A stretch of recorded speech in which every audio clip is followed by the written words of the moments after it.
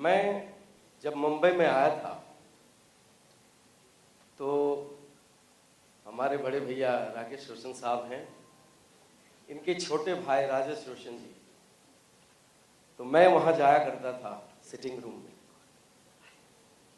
तो राजू भाई बोले कि यार तू अच्छा लड़का है। उस टाइम में मेरे मुझे उछे भी नहीं थी, मेरे जवान था, यंग था बहुत।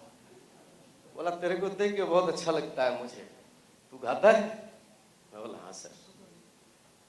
अच्छा आते रहना।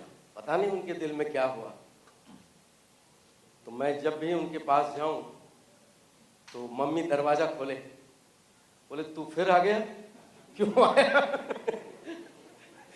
तो बोला मैं गुस्ताखी कर रहा हूँ, माफी चाहता हूँ, मैं बस आशीर्वाद लेके चला जाऊंगा आप लोगों से। तो अच्छा ठीक है, राजू से मिलना चाहता है, तो राजू भाई से मिलाते थे। तो राजू भाई ने कहा मुझसे कि तू आते रहना। कुछ ही एक डेढ़ साल के दरमियान, मुझे अभी तक याद है, मैं 78 में यहाँ आया था और 79 के 18 दिसंबर को, मुझे अभी तक याद है, फेमस तारदेव में एक गाना निकला और रफ़ी साहब के साथ गाना था। देखिए क्या इत्तेफाक थी। और मैं बचपन से रफ़ी साहब को सुना करता था, गांव में रहता था, तो गांव में मेरे पास रेडियो भी नहीं थी, तो किसी के दरवाजे पे चला जाता, तो जमींदार लोग जो होते थे, चुपके से मैं गाना सुना करता था वहां जाके। तो रफ़ी साहब का फैन मैं बचपन से ही था। तो मुझे क्या मालूम कि ऐसा भी दिन आएगा कि मैं कभी बॉम्बे जाऊंगा और पहला गाना रफ़ी साहब के साथ मेरी मतलब शुरुआत होगी रफ़ी साहब के साथ, ये तो सोच भी नहीं सकते हैं। तो राजू भाई ने कहा कि तू गा पाएगा, रफ़ी साहब के साथ गाना है? तो मैंने कहा कि मुझे जितनी खुशी है, मैं तो सुन के ही नर्वस हो गया हूँ, तो मैं गाना क्या गाऊंगा। आप यकीन नहीं करेंगे, फेमस में कोई मिस्टर नटवरलाल या किसी फिल्म की बैकग्राउंड म्यूजिक चल रही थी और राजू भाई मुझे सिखा रहे थे, तो वो सिखा के तंग आ गए, बोले यार सर ये तो सीख ही नहीं पा रहा गाना, इसके ये तो गा नहीं पाएगा गाना। तो मैं बहुत नर्वस हो गया, सॉरी मैं माफी चाहता हूँ, 2 मिनट लूंगा। उसके बाद मैं घर आया, घर था नहीं, मलाड में कहीं पेंगेस्ट में रहता था। तो मैंने एक दोस्त से कहा कि यार रफ़ी साहब के साथ गाना निकला है और कल सुबह गाना है, अगर मैं नहीं गा पाया तो यार क्या होगा पता नहीं। आप यकीन नहीं करेंगे, सवेरे में उठा, मंदिर गया, टीका उका लगाया, गया फेमस तारदेव में, रफ़ी साहब आए व्हाइट सफारी में, तो उनके पैर पे मैं गिर गया। बोला साहब मैं तो आपका छोटा भाई समझिए, बच्चा समझिए, मैं पहली बार मुझे मौका मिला है, आपका ज़बरदस्त फ़ैन हूँ, लेकिन मैं पता नहीं जितनी मुझे खुशी है उतनी ही मैं नर्वस हूँ।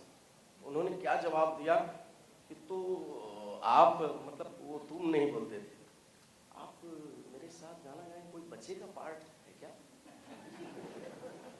तो मैं बोला कि नहीं, 2 साल मैं गए आपके साथ।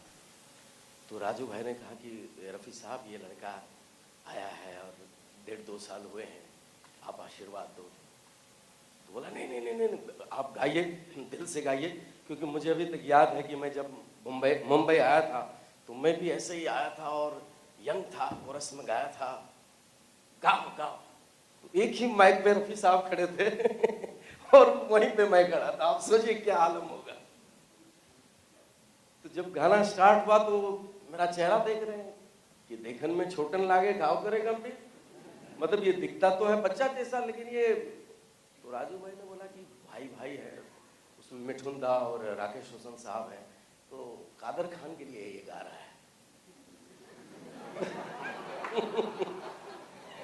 तो मैंने गाना स्टार्ट किया। उस वक्त क्या था, ये डायरेक्ट टेक होती थी, मतलब ये आज का सिस्टम नहीं है जो एक टेक हो गए ठीक रहा, दूसरा टेक भी बोले कि सेफ्टी के लिए ले लेते हैं। गाना हो गया। आप यकीन नहीं करेंगे, मैं सोच नहीं सकता हूं कि आज तक, मुझे अभी तक भी ऐसा लगता है कि मैं कोई सपना तो नहीं देख रहा हूं। उसके बाद जब भी मैं रफ़ी साहब से मिलता था तो रफ़ी साहब मुझे देखते थे, बड़ा हैंडसम है यार, तो गिटार उटार लेके जरा गाना बना गाओ, बड़ा अच्छा लगेगा। हो सकता है उस वक्त ठीक ठाक लग रहा होगा।